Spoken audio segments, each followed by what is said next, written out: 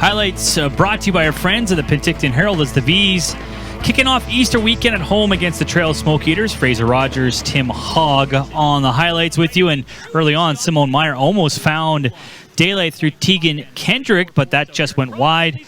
At the other end, Matthew Kabetawa did find a hold, Tim, on the power play as he squeezed that through Will Ingeman to make it 1-0. Yeah, just the cross-seam pass there found its way through to Kabetawa, and he leads the team in scoring. He didn't miss that one on the power play. That made it 1-0 Trail at 8:50 of the first period as Kabetawa got his 26th of the year. Zach Stringer back in the lineup for the first time since March the 2nd after missing 6 games. Had a close call there on the doorstep, and then that drew a power play, but shorthanded. Lucas Lemieux almost doubled Trail's lead, but Will Ingeman had to make a nice stop.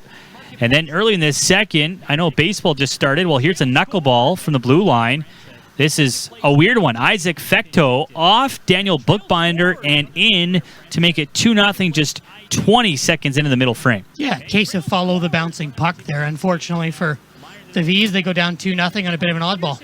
That one coming in the opening moments of the second, so the visitors double their lead early in the middle frame. The V's were pressing in the second as they had some looks, 14 shots on net, throwing their weight around too. There's Zach Stringer lowering the boom at the blue line. You see some scrambly action here during a sequence, but Tegan Kendrick throughout the game making a clutch save when he needed to, and the V's just couldn't find the handle there. And then that was proved costly because here's a tic-tac-toe beauty finished off by Max Potvin between Josh Shank and Christian Kim. Just a really nice play there from Trail off the rush. Late in the period, caught the V's sleeping a little bit, and they make no mistake to make it 3-0. So the V's had 3 consecutive power plays, couldn't score. Trail scores there with 5 seconds left to make it 3-0. Go to the third period, close call here. What a stop. Will Ingeman on Matthew Kabetawa to keep it 3-0, and that helped the V's as they try to get the comeback going in that third. Close play there.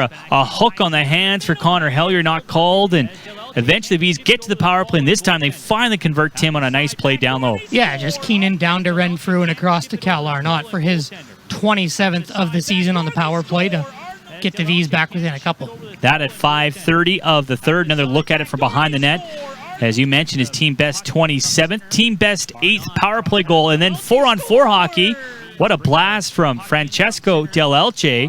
2 goals in just under 2 minutes, and all of a sudden it's a 3-2 game with lots of time left in the third period. Yeah, really good look at it right here. Del Elche able to get that puck up under the bar and beat Tegan Kendrick to make things real interesting here. That was his 9th. That 4-on-4 hockey, 2 goals in 2 minutes. But with the V's pressing, Trail capitalizes at the other end as the V's were caught up ice. Rich Dawson finds Jason Stefanik. He scores with just 2 minutes left to put the nail in the coffin to make it 4-2 for the visitors. Yeah, and a good pass here that leads to a chance for Stefanik, and he makes no mistake with a nice move. V's pulled the goalie. They pressed. Francesco Del Elche stopped by Tegan Kendrick.